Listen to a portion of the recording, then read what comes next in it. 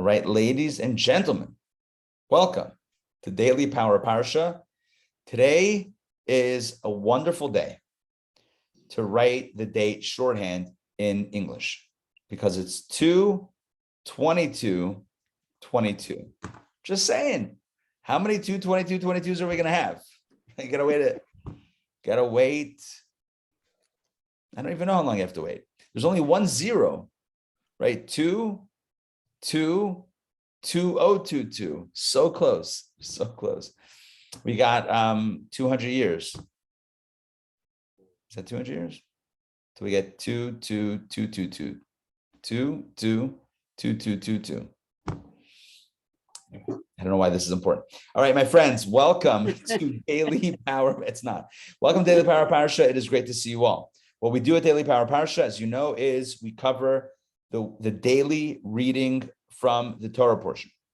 And so today we are going to cover reading number 4 from the Torah portion of Terumah. Hey, Ray, good to see you. Good to see you. Welcome, welcome. Okay, I'm going to share. What's the page in the Hi, Ray. The Good Chumash page. Let me hook you up. 1 second.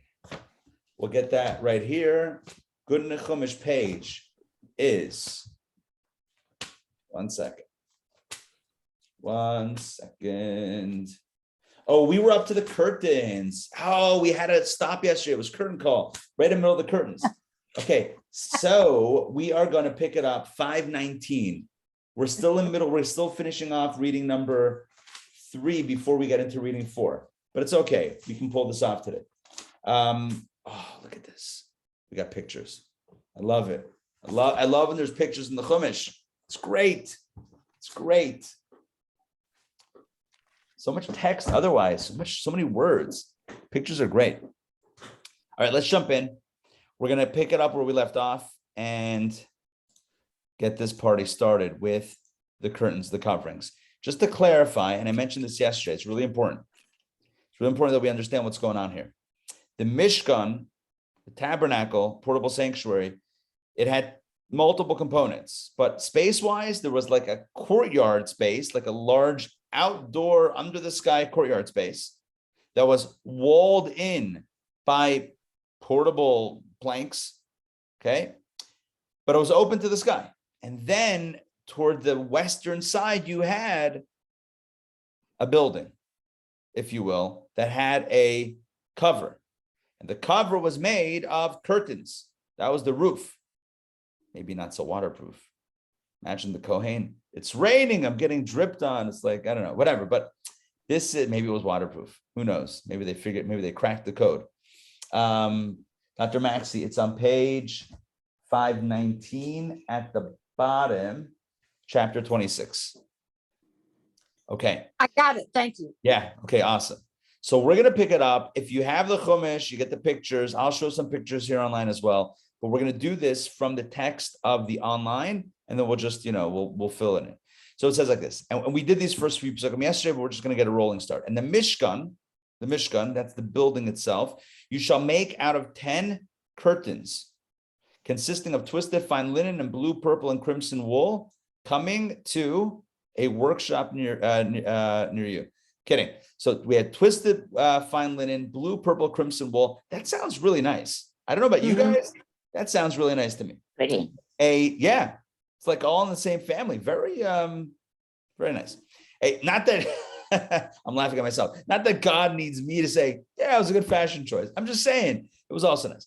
Okay, a cherubim design of the work of a master weaver, you shall make them. And cherubim design, we had an animal design in the actual Chumash translation, like an eagle, a lion, and Rashi and commentaries on Rashi. Was it specifically an eagle and a lion? Was it all of the animals that recover the chariot? Who knows? I wasn't there, but different opinions about what it was supposed to be done. But what we know for sure is that certain images were meant to be woven into one side and different images to the other side, which is kind of cool, as I mentioned yesterday, because a lot of times when you weave a design, when you flip it over, all you see is a bunch of knots. You don't actually see any pattern. It just looks a little scattershot. Here, it was meant to be two images or multiple images on both sides. So would these be like the Lions of Judah or what? Yeah, could be. According to one commentary in Rashi, it was actually 4 images.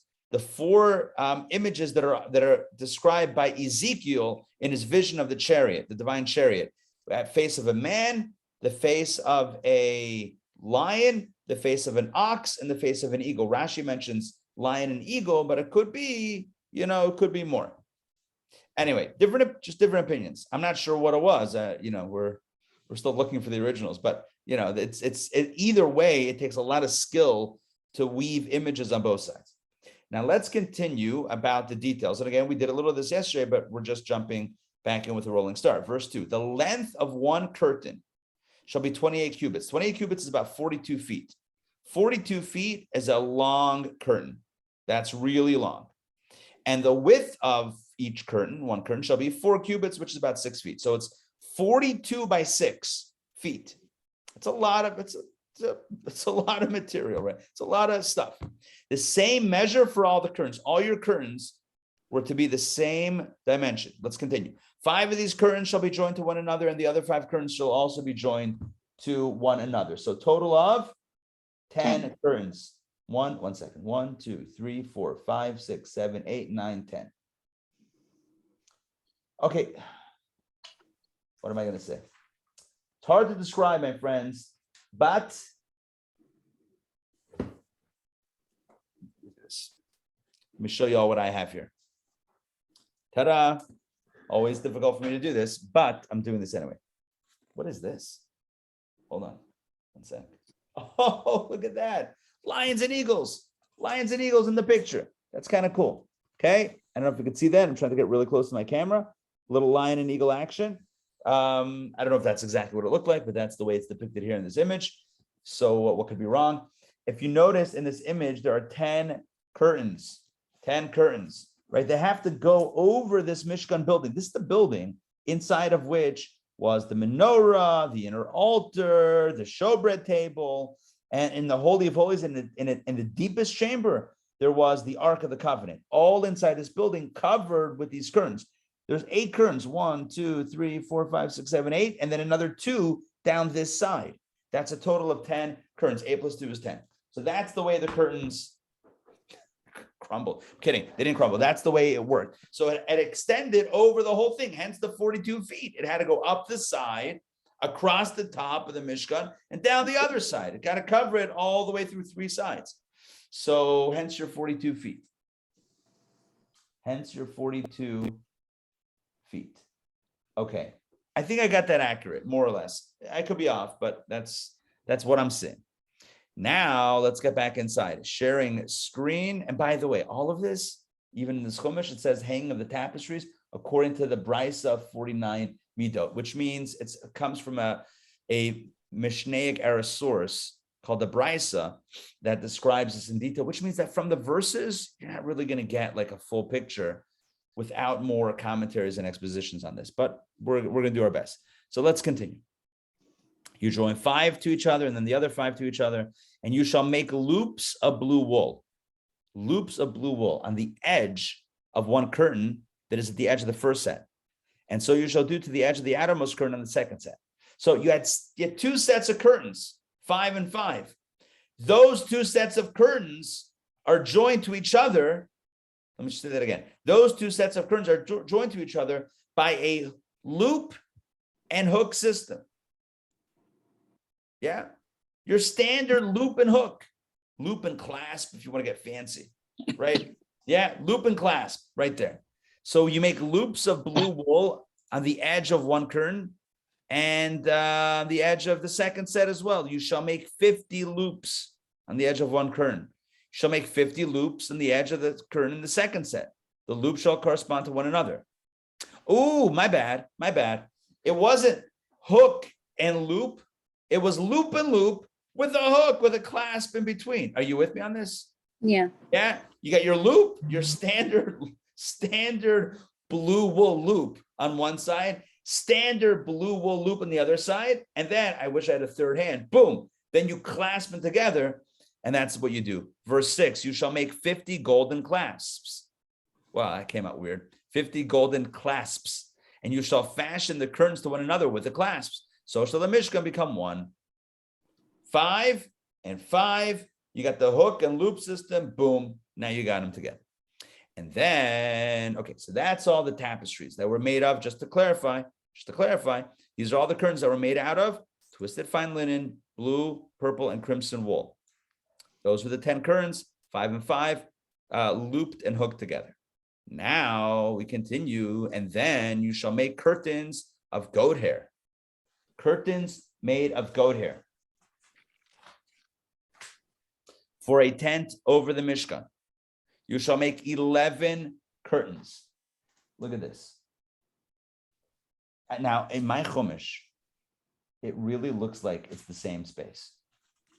Does that mean that the goat hair covered the other one? You had this beautiful situation and it was covered with curtains of goat hair? Possibly. Yeah. Possibly. Well, it seems like that when it would rain, even though they were in the desert, it does rain. And when it does, it would ruin the wool. Can you imagine the smell? Goat hair, goats stand out in the rain, so they're okay with goat hair, but wool would be ruined. They don't get waterlogged on the inside, you're saying. Their goat hair skin somehow, that's hilarious. Right. But can you imagine the smell? Anyway, all right, fine. Let's we'll leave that for another conversation. Even the wool, by the way, in the rain, Gaval. Let's continue. And then you shall make curtains of goat hair for a tent over the Mishkan. So these are not the curtains. This is like what seems like a covering on top of the covering. You shall make 11 curtains. We had 10 before, now we have 11. Okay, again, the pictures in the Chumash, which I'm not going to show because I don't think anyone can see the specific lines. It shows kind of how the 11 curtains cover a little bit more.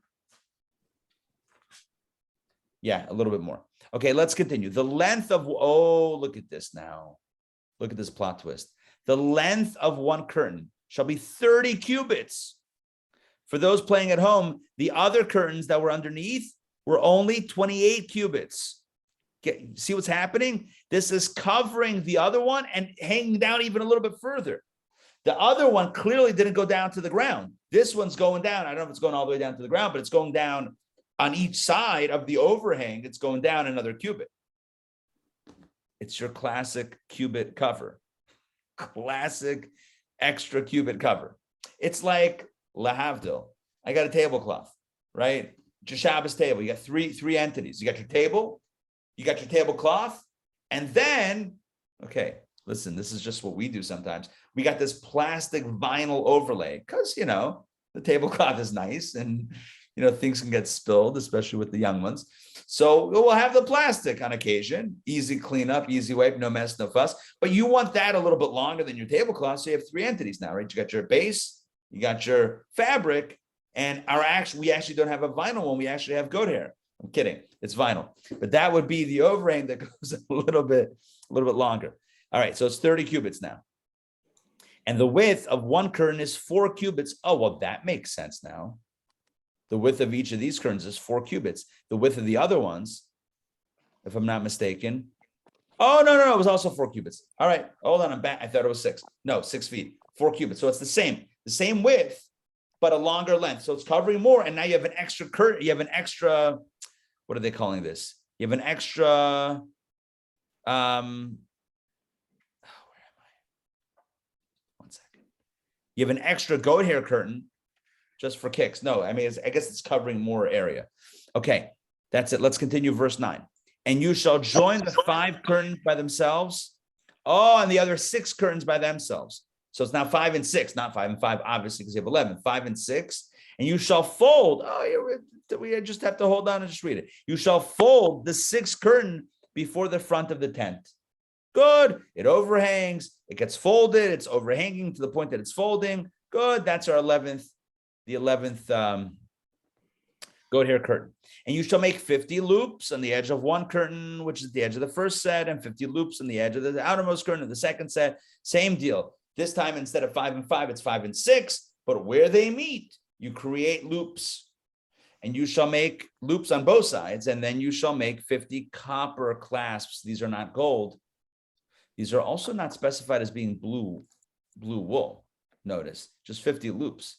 What are we making the loops out of? All right, it's not clear here, at least based on the biblical instruction. Before the loops, we were told, were made to be made out of blue wool, loops of blue wool. But that was when you were dealing with wool curtains anyway. Now we're dealing with goat hair curtains. So the loops aren't specified. I guess it's whatever naturally goes with goat hair curtains, which I don't know what that is. But the clasps, instead of gold, are now copper. You shall bring the clasps into the loops, and you shall fasten the tent together so that it will become one. All right, good.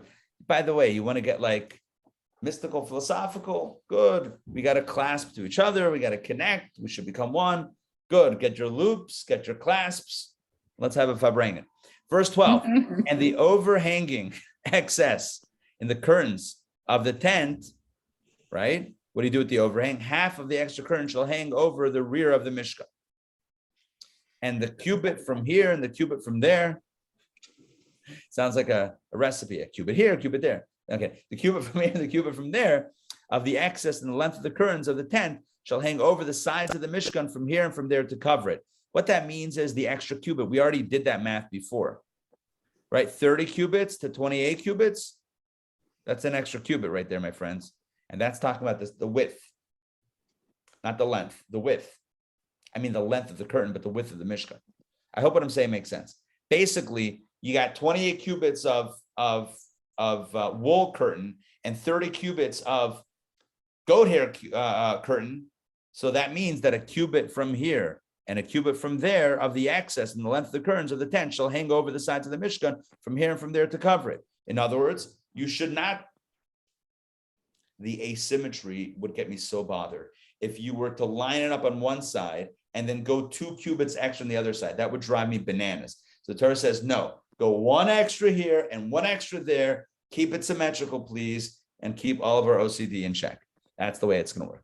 Okay, next, verse 14, you shall make a covering for the tent of ram skins dyed red and a covering of tachash skins above. You thought you were fine with 2 layers? My friends, I raise you now 3 layers, maybe even 4. Now we have ram skins dyed red and a covering of tachash skins above. Tachash was the magical Mishkan unicorn. It wasn't actually a unicorn, but the Tachash was this miraculous animal that only existed at the time of the Mishkan to provide skins. Well, I don't know if they were asked, but to be used for the skins for this purpose, the Tachash. I feel like we have a basic idea of what's going on here. I think all of our picture people in the Chumash in the Good edition, they tapped out at second layer. They're like, nah, we're done. We're not going with we're not going to show the red ram skins. We're not going to show the Tachash skins covering. We're just going to tap out at this point. I guess because it's not specified of the dimensions and how many pieces and how it's attached together. It just says a covering for the tent of ram skins dyed red and a covering of Tachash skins above. So I think what we're going to do now is toggle our favorite Rashi. When I say favorite, toggle our favorite commentary Rashi. This is by no means a diss to the other commentaries, just saying. And look at a few Rashis that I think is important.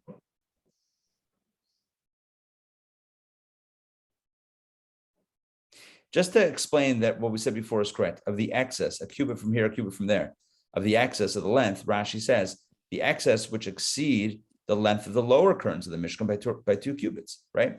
You have 2 strips of curtains. You have the lower level strip is 28, the higher level is 30. Okay, so basically just get the extra 2, divide it, 1 and 1 on either side. Shall hang on over the 2 sides of the Mishkan, i.e. the northern and southern sides.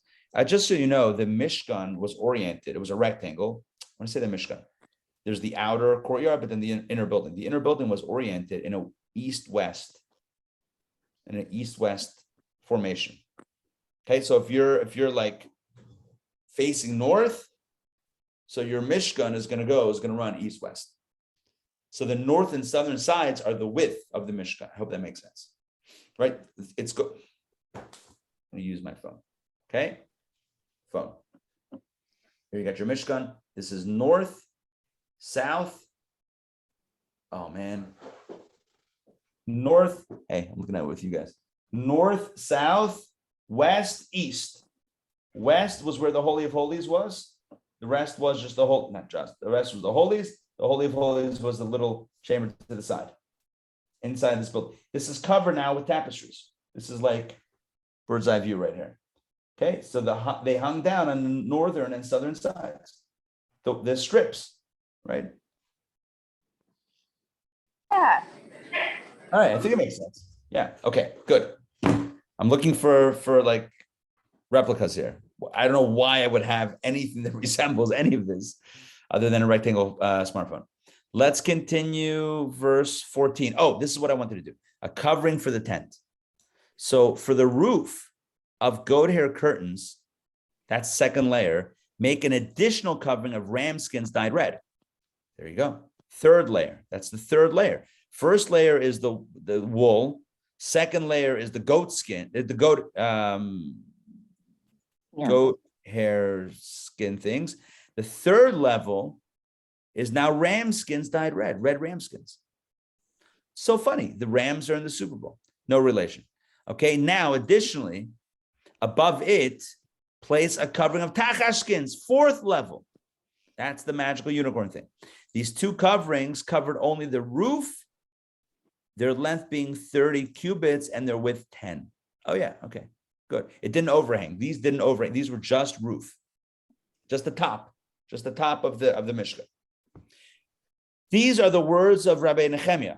But according to Rabbi Yehuda, obviously there's a machlokas. Obviously there's a dispute.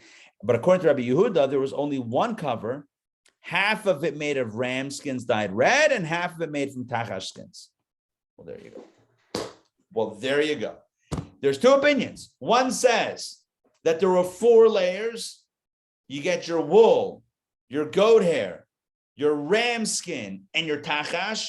The other one says 3 layers. Wool, goat hair, hybrid, half ram skin, half tachash. I don't know what we're going to do with this. I mean, like, where do we go with this? I don't think we're going anywhere. This is just the 2 different opinions about what this thing looked like. Bird's eye view. All right, let me check in. Does this make sense? I'm going to offer this. This has been a very big tachash because there's no mention of or a big ram or both, because there's no mention. 30 cubits by 10 cubits. Do you understand what that is? 30 by 10? That's 45 feet by 15 feet. That's a lot of leather. That's a lot of skin. Now, how do you sew skin together? I have no idea, but it's done, right? Obviously, it's done. It's a thing. So that's it. That was the So is that how big the tachash is?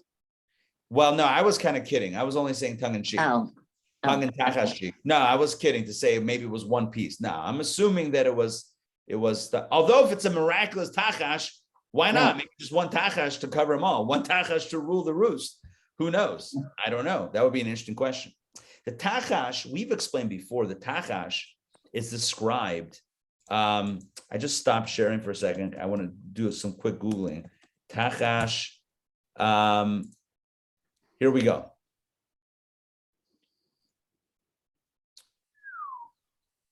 Okay, 1 second. Sorry, go ahead.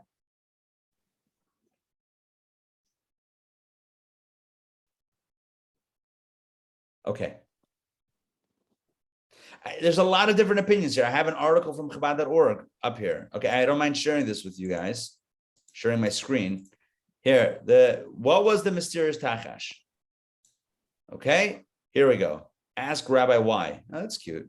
Yehuda, I get it. That's cute. Okay, what was the mysterious tachash? So it's a whole article here. I mean, we're not going to go through this now, the whole thing, but just so you know, the exact entity of the tachash has been a matter of great speculation, right? And I love how in this list, you have a giant colorful unicorn. I mean, literally, that's one of the sections of this article is a giant colorful unicorn. And you know what? Hey, if we don't have a lot of time for this, I'm just going to go straight to that section. The Targum, the Aramaic translation of the Torah, renders the tachash as saskona. The Talmud explains that this is because it rejoices Sas, like simcha, in its many colors, gvanim. The Midrash tells us that it was a large wild kosher animal that had a single horn. Look at that. Oh my Legit. goodness. A kosher, large wild kosher animal that had a single horn, aka a unicorn. Unicorn. Its skin was made up of 6 colors, and its length was 30 amos. We got it. This is it. You know what? Honestly, there's other opinions, but how could you not love this opinion? That's it. I found my preferred version by just perusing the other ones very briefly. But how can you not love this one? A giant, colorful unicorn that single-handedly, I'm just going to say, covers the Mishkan. That's incredible. There you go. There's your classic tachash right there. Can't make that up. I mean, you could, but it's not going to be better than that one. That's fantastic. Okay. Does it still exist? No way. It existed during the construction of the Mishkan, but afterwards it was hidden from the world. Will we ever see the tachash again? Yes. Sam Sofer says that the general species exists, but miraculously, some of these normally non-kosher animals were created kosher. Special run. God did a special run to make some of them kosher. Limited time only. Others explained that the species isn't normally found in the Sinai desert, but it was. Listen, if it's a multicolor giant unicorn situation, then obviously it's one time only.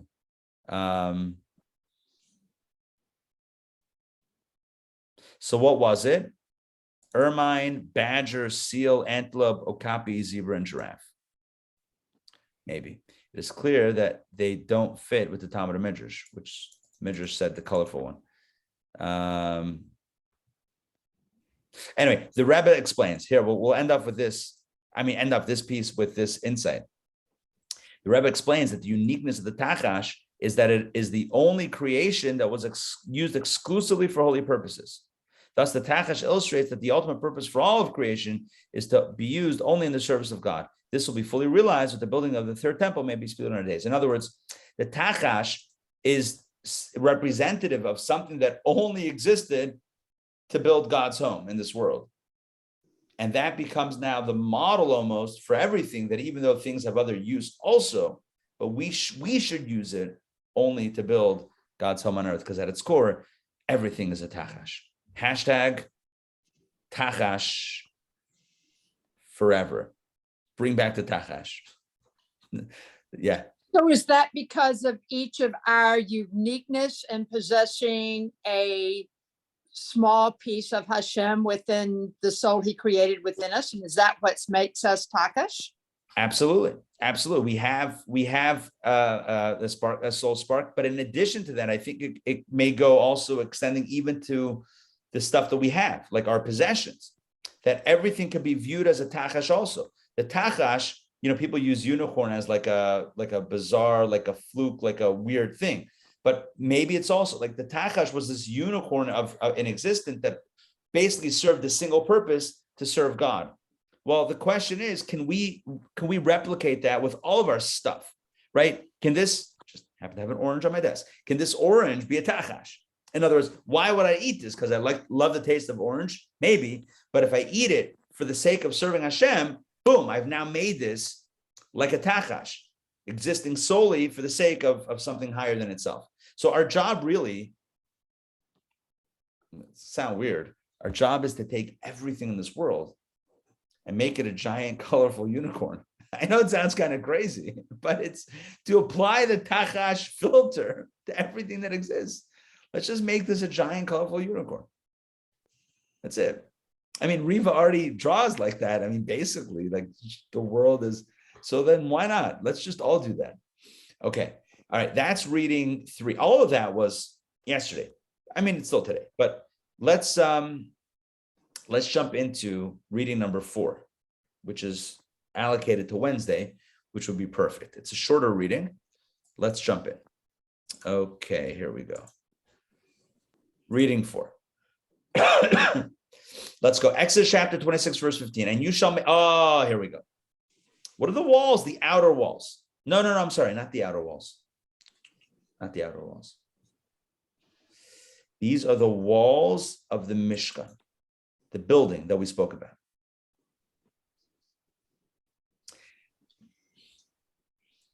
feel like I want to show you a picture. Give me a sec. I'm going to show you like a full bird's eye. This whole, ta-da, found it. In the Guna Chumash, for those that have it, it's on 531. Otherwise, I'm going to zoom it in over here, right here on the old screen. Okay, you see what I'm talking about? There's the outer courtyard or the courtyard. There's an outer wall that creates a space of a courtyard that's open, open to the sky. And then you have the Mishkan building. So the Mishkan building, that's what we've been talking about with the curtains and all that stuff. That's that. And now we're going to talk about the walls of that Mishkan building, not the outer walls. That's a different conversation. These are the walls that comprise that structure, the Mishkan structure. Inside that structure, I know I've said it like multiple times, inside that structure, there was the menorah, the golden menorah. There was the golden altar that was used for incense. There was the showbread table that was used to display the 12 loaves of bread. And in an innermost chamber inside that Mishkan building was the Holy of Holies that housed the Ark of the Covenant. Let's talk about, yes. Oh, in the Good Nick on page 531, there's a little compass down in the right-hand corner. Oh, now we're talking. Yeah. Yeah, and you know what? It actually bugs me a little bit, but it's a little bit like skewed because they did the picture a little bit off center instead of doing, because I wanted to give it 3-dimensionality. But if you look at it, it follows the angle of the Mishkan. So it runs west-east, and like the length and the width is north-south. Anyway, yeah, but that is helpful. I didn't notice that before. Thank you for pointing that out. It's that helps us stay oriented. All right, Exodus chapter 26, verse 15. Here we go. You shall make the planks for the Mishkan. That's the actual building. Of acacia wood upright. Acacia wood is the preferred wood of the temple construction. God says to Moses, make it of acacia wood, and it should be upright planks. 10 cubits shall be the length of each plank. That's 15 feet. A cubit and a half shall be the width of each plank. That is 2.25 feet. So it's 15 feet by 2.25. Okay, imagine a plank of wood that is 15 by 2.25. That's a big plank of wood. I'm not gonna lie. How thick is the wood? I don't know. It doesn't specify how thick it is, but it's gotta, it's gotta stand up without warping and all that stuff. So it's gotta be something. It's gotta be somehow legitimately thick enough. Now each plank shall have 2 square pegs. Okay, rung like, one even with the other. So shall you make all the planks of the Mishkan. So basically these planks of wood had pegs at the bottom. Okay, I'm going to show you 525. There's a picture of the beams. The planks, beams, whatever you want to call them, same thing. Okay, let me stop sharing for a second just so we can visualize right away. Here we go. That's your classic plank beam. 15 feet by 2.25 with the little 2 pegs. It looks pretty thick in this picture. It's pretty thick. Not gonna lie. How thick? I don't know. It doesn't say. Anyway, but it's got the 2 pegs at the bottom. That's the key idea. 2 pegs. And those pegs are going to go into sockets, silver sockets, as you see right there. But we're not up to there yet. Not up to there yet. Let's get back inside. Just want to make sure we understand what those pegs look like. And you shall make the planks for the Mishkan, 20 planks for the southern side. Remember, the southern side. The southern side means Is one of the long edges. right. Thank you. Thank you for saying what I'm trying to get out of my brain. Yes, it's one of the long sides. So that means 20 times 1.5. I said it's 2.25 feet, but it's 1.5 amos or amot cubits. So 1.5 times 20 should be 30. Am I wrong here? Should be 30. We're talking about 30 cubits. If you line them up, if you line up 20 of these planks that are 1.5 amos wide, that's 30 amos, which is 45 feet. Your length of the Mishkan is about 45 feet, give or take. 20 planks for the southern side, and you shall make 40 silver sockets. Okay, now to the sockets. I mentioned this before, but let's talk about sockets. You need 40 silver sockets under the 20 planks, because each plank has 2 pegs and 2 pegs. Wait. Oh, okay. The sockets weren't built out with 2 holes. Each socket took 1 peg. Does that make sense what I'm saying? In other words, each plank with 2 pegs required 2 separate sockets. Honestly, it sounds like it could be built a little bit more stable than that, but that's the way the picture depicts. So I'm going to show my screen once again, and you can see it. You see the plank with the pegs and the sockets. There's 2 sockets, 2 individual sockets. That means for each plank, you got 2 sockets. For 20 planks, yeah, that's 40 sockets. So Rabbi, Yeah. I have the Lubavitcher Rebbe's Chumash. Yeah, good. And so there's a picture here at the top. I'm going to see if I can get it, and that shows a more detailed version of what you're talking about. Love that. Yeah, I love that. So you got your pegs, and you got your sockets. Each socket is individual. Each individual peg goes into one individual socket, 2 sockets needed per plank of wood. All right, back inside. Okay. Oh, and that's exactly what the Torah says. You shall make 40 silver sockets under the 20 planks, 2 sockets under 1 plank for its 2 square pegs, and 2 sockets under 1 plank for its 2 square pegs. That's the way the Torah says for each one, each and every one. It just repeats it twice. So 2 sockets under 1 plank for the pegs, 2 pegs, and 2 sockets under the other plank for its 2 square pegs times 20. And for the second side of the Mishkan, on the northern side, 20 planks. In other words, the other length, the southern length, 20, the northern length, 20. Let's continue. And there, 40 silver sockets. You need 40 for that side as well. 2 sockets under 1 plank and 2 sockets under 1 plank. In other words, each and every plank required 2 sockets. And for the western end, now we're dealing with the first of the, what would you call that? Narrow, not narrow, shorter. The shorter lengths on the west, on the 2 short ends. The western end of the Mishkan, you should make 6 planks. For the math, 6 times 1.5 is 9, which is approximately 15 feet. Approximately. Okay, so for the western end, you shall make 6 planks. You shall make 2 planks at the, hold on. And you shall make 2 planks at the corners of the Mishkan at the end. What are the corners of the Mishkan at the end? What does that mean? Let's see. Let's see if we can toggle a Rashi over here. Okay, give me a sec. 1 at the northwestern corner and 1 at the southwestern corner. Look at this. 1, let me see. 1 at the northwestern corner. Let me picture this. Northwest, I got it in my brain. An extra plank. And another extra plank at the southwest corner. Okay, makes sense. But didn't you say the western end was where the Holy of Holies were? So this is giving extra support over the Holy of Holies? Maybe. Yeah. That would be that side. Yeah, that would be that western side. Correct. All 8 planks were in one row, but these 2 in the corners were not in the interior space of the Mishkan. Only a half cubit from here, from one plank, and a half cubit from there, from another plank appear in the interior space to complete its width to the total of 10 cubits. The extra cubit from here and from there, i.e. of each corner plank coincide with the cubits of the thickness of the planks of the Mishkan on the northern and the southern sides, that the corner would be even on the outside. Got it. Classic width. I asked before how wide were the planks? Right. Not wide, sorry, how thick were the planks? The answer is 1 cubit. And so therefore, when you line them up, how do you line them up? On the inside or the outside? That's not even a question. It's really, I'm looking around for stuff.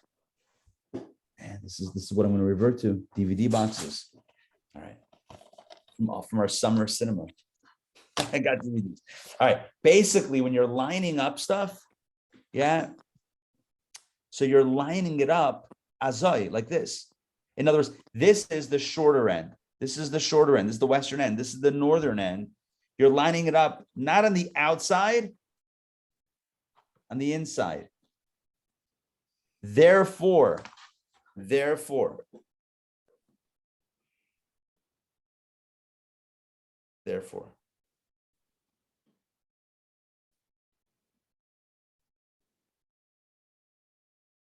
something. Therefore, at the edge, you have an overlap. The thickness of this side overlaps that side's width. This is thick. It's obviously not to scale, right? These are the wrong size. This is 1 cubit thick. That's 1.5 cubit long, which means that it's covering most of it. Again, this is not to scale. All you have left is 1/2 cubit. And you do that on both edges. That means that you have an extra cubit. You had 6 planks, 1.5 cubits wide, which made it 9 cubits, plus 1/2 and another 1/2, and that makes 10 cubits on the inside. That makes sense. On the outside, it's longer. On the outside, you're not 10, you're 12. On the outside is 12 cubits, the inside is 10, because each side gets swallowed up by one of the other beams from the length. All right. To me, it makes sense, but I understand that it's very technical here. I'm just getting excited about the technicality here now. All right, let's jump back inside. Let's toggle Rashi off, but at least we can get an understanding of what, more or less, of what he's saying over here, what the Torah is saying.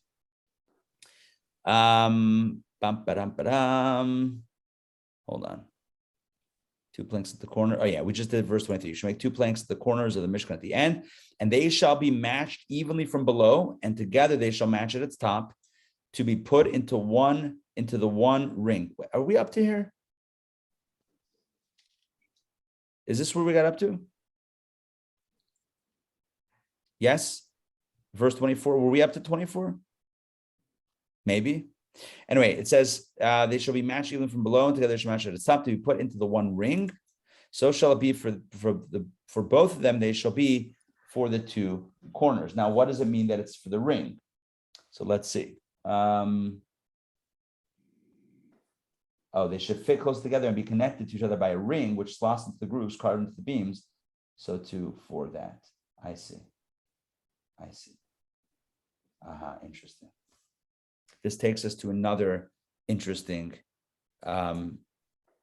manufacturing tweak. If you look at the top of the beams have grooves. I don't know if you could see this. And then there were other rings, also they look kind of like these pegs, to be honest. Not gonna lie. I mean the foundation, but these went to co-join the planks to each other. They would go over 1/2 of one and over the other half of the other. And that's what would be the connecting ring to attach planks together. Because you might be wondering, if you just have planks that are standing up next to each other and each one has their own foundation, at some point they can move, right? At some point you got a wall that's going to fall over, or that's not so cohesive. So what you do is you take the 2 planks, you carve a notch in each of them at the top, and you put like a holder, think of like a staple sort of, that holds the 2 planks together, 1/2 of one and 1/2 of the other, and it seals it together. And then you keep on doing that. So each plank at the top had 2 grooves for the rings. Okay, Bo's getting it. Bo gets it. This is not like outside of Bo's expertise right here. Just gonna say. All right, back inside. So it shall be for both of them, they shall be for the 2 corners. Let's go. And there shall be 8 planks, and there's silver sockets, 16 sockets, 2 sockets under 1 plank, and 2 sockets under 1 plank. We just said there are really 8, not 6, but 8 planks on the width, on the narrow side of the Mishkan building on the western side. 6 plus 2 is 8, and each one should have, of course, silver sockets, 2 under each, which is 16 silver sockets total. And you shall make bars of acacia wood. And there I thought I was going to say chocolate. Bars of acacia wood, 5 for the planks of one side of the Mishkan, and 5 bars for the planks of the second side of the Mishkan, and 5 bars for the planks of the rear side of the Mishkan on the westward end. What are these 5 bars? So Here we go. What are the bars? The bars were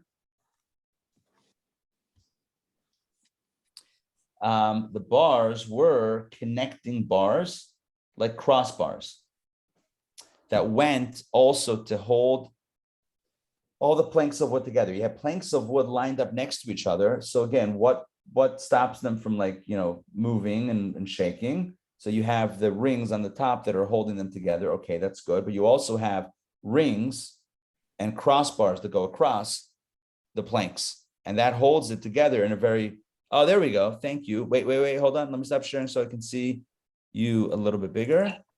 Let me make that big. Let me see for myself. Love it. There you go. Crossbars. There's two rings, one at the top, toward the bottom, and then one in the center, in the actual width of the actual situation of the beam. There was another bar that went through the actual width of the beam, of the plank. Okay. 1 second. I'm hitting the wrong buttons here. All right, let's get back to sharing screen.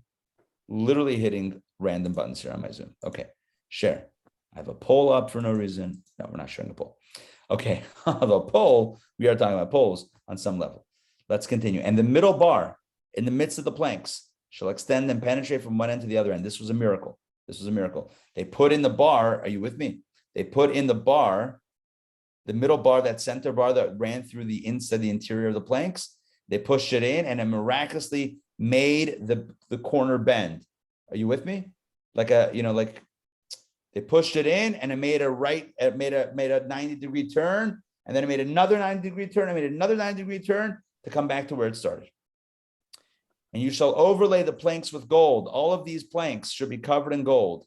And their rings, the rings that we talked about for the crossbars, the rings you shall make of gold as holders for the bars, crossbars. And you shall overlay the bars with gold.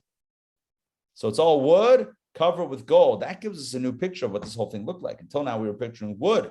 No. When you look at it from the outside, shimmering, glimmering, something like that, in gold. Verse 30, and this ends our reading, and you shall erect the Mishkan according to its proper manner. After all this, you'd be like, you know what? Whatever happens, happens, right? Whatever gets up there, gets up there. It's like when you buy something, buy an IKEA something, you build it, and you're like, I have all these pieces that are extra, and it doesn't look exactly, it's good enough. It works. It's functional. No, you shall erect the Mishkan according to its proper manner, as you will have been shown on the mountain. God tells Moses, this is all God speaking to Moses. Get this right, make this happen. I think the only question for me is why we have 5 bars. Why we have 5 bars when it only looks like there are 3 bars. Top, bottom, and middle. Why 5 bars? So, see if we can see this clarified in Rashi. 5. These 5 bars were actually 3.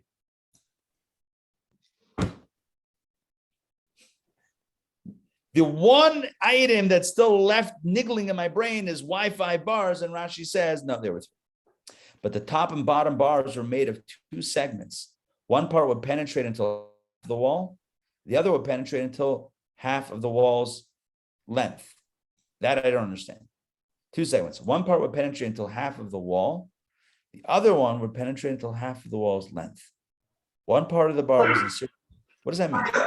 Because that's Go ahead. Yeah. Somebody. so the Yeah, center so hole. I'm sorry. Go ahead. Dr. Max, you jump in.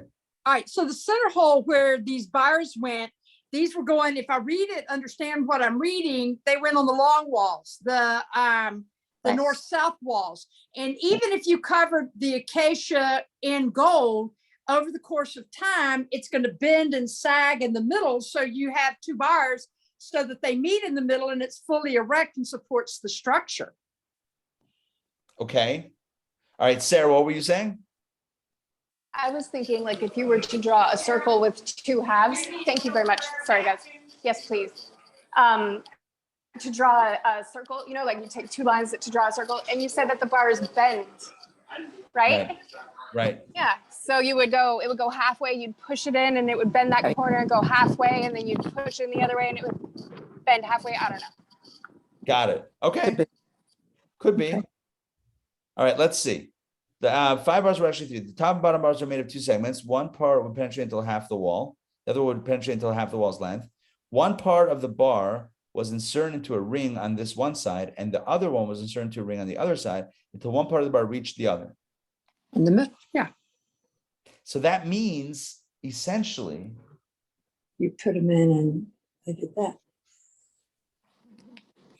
okay, thus the top one bar and the bottom one bar were 2, but they were actually 4. But the length of the middle one bar ran along the entire wall and penetrated from one end of the wall to the other end. It says the middle bar shall extend one end to the other. The top and bottom bars had rings on the planks in which they were to be inserted, 2 rings for every plank. Oh, that's what it is. That's what it is. I see. Although, no, I don't really see, but okay. Attachment to be placed within 10 cubits of the height of the plank, one part from the highest rung, ring to the top. Each part was 1/4 of the length of the plank, and there were 2 parts between one ring and the other ring. Okay, here's the deal. Here's the deal. This is still a little bit unclear to me personally. But, and I feel like also the picture that I have here in the Chumash, it's not really giving me that clarity.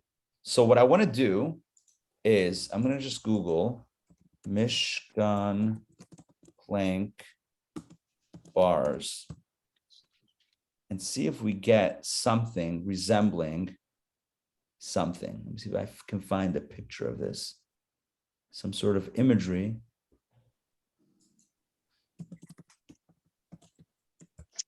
The odds of finding this, I know, are a little bit slim, but nonetheless, let me see if I can find something here. Got to find the kosher source also, make sure that it's actually legit.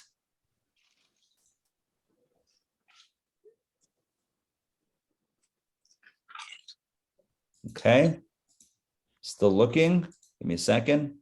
I can spend too much time on this before we close it out. Okay, so here's the deal. I am going to look for homework. Someone sketch this out and bring it back tomorrow, or you don't have to, or you can find the picture. Either way is good. 5 bars, 3 bars. You know, the fact that Rashi says 5 were really 3, I'm okay with picturing it as 3 also. I'm not beating myself up too much about this. I'm thinking that somehow that there were 2 bars that met somewhere this way, not that way, but this way. But I just can't figure out exactly. Because if you had for each of the 2 rings, then you would have more than 5 bars. You would have like hundreds of bars. But so I can't figure out like at which point did 2 bars meet together? At which segment? Because every wall, every plank had two pegs, two rings for these bars to go through. Anyway, these are my questions, but I'll let's everyone do a little homework on this, see if you can figure this out. And it's a thing, the sukkah is easier, right? Especially like a pop-up sukkah, you throw it in the air, boom. All right, my friends, thank you for joining me today. So what's the moral of the story? The moral of the story is, here's my takeaway. You ready? To build a home for God is going to be a little detailed because God is in the details.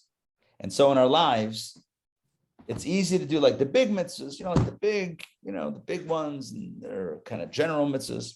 Maybe those are a little bit, more intuitive or whatever it is. But this reminds us to pay attention to details as well.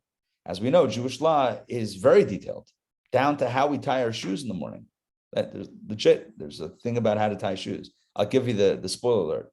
You put on your right shoe first. It sounds like a song. You put your right shoe on, you put your left shoe on, but then when tying it, you go the other way around. You do left and then right. So you put on the right, then the left, and then you tie the left and the right. My point is, there's a lot of details. God is in the details. Let's make sure that every moment counts and that we are attentive to not just the big things, but also the little things. All right, please join me tonight for Torah study, 7:30 p.m. We have a great class tonight about the Mishkan, Tabernacle, building space for God in our lives, in our communities, in our families. All of that is tonight at 7:30. And upcoming is, we have upcoming. All right, Check the website. Tomorrow afternoon, JLI. JLI, yes. Oh, right. So no DPP tomorrow because I'll be doing the in-person JLI. We're back on Friday for the grand finale of the Torah portion. All right. Great to see you all. Have a wonderful day. Hope to see you a little bit later. Take Okay, care, everybody. bye.